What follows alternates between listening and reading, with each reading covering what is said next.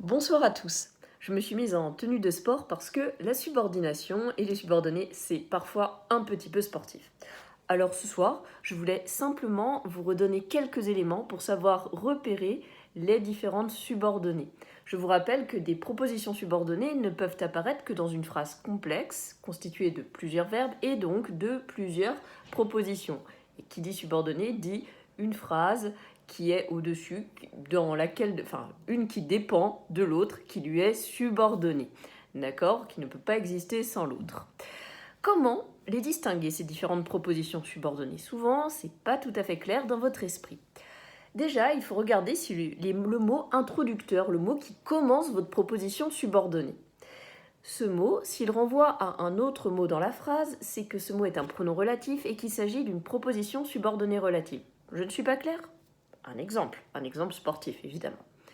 Je suis allée courir avec les chaussures que j'ai achetées pour faire du footing. Je suis allée pour le premier verbe et acheté pour le deuxième verbe. Avec les chaussures que j'ai achetées pour faire du footing. Je ne peux pas dire seul que j'ai acheté pour faire du footing. C'est là ma proposition subordonnée subordonnée.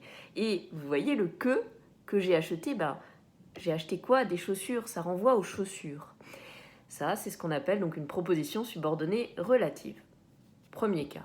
Deuxième cas, votre mot qui commence votre subordonnée ne renvoie à rien. On n'a rien, aucun mot en tout cas dans la phrase.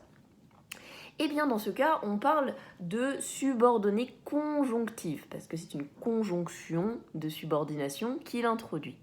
Mais dans ce cas, Madame Payen, comment on fait pour les distinguer? Eh bien c'est simple, il faut regarder la fonction qu'elles assument dans la phrase, et puis un petit peu la tonalité de ce mot introducteur.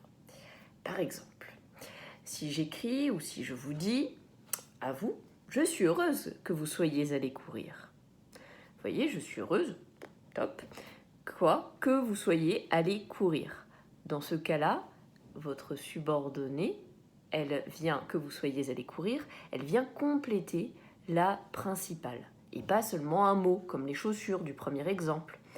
Dans ce cas-là, on parle de subordonnée conjonctive complétive.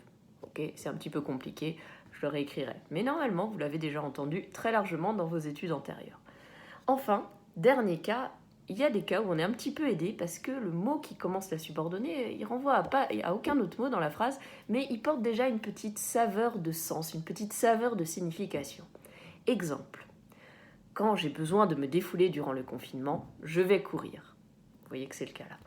Quand j'ai besoin de me défouler dans le confinement, c'est ma subordonnée, je vais courir, c'est ma principale.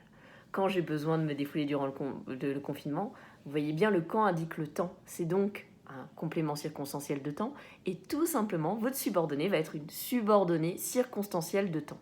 Et ça tombe bien, les circonstanciels de temps, il y en a de plein de types, de lieux, de buts, de causes, de conséquences. Eh bien, ce sont les circonstanciels qui sont à votre programme de première et sur lesquels vous serez exclusivement interrogé pour la question de grammaire du bac, enfin à côté des autres questions, mais pas sur les autres subordonnées. En revanche, il faut savoir les repérer. Donc j'y reviendrai dans un prochain cours. Bonne soirée à tous.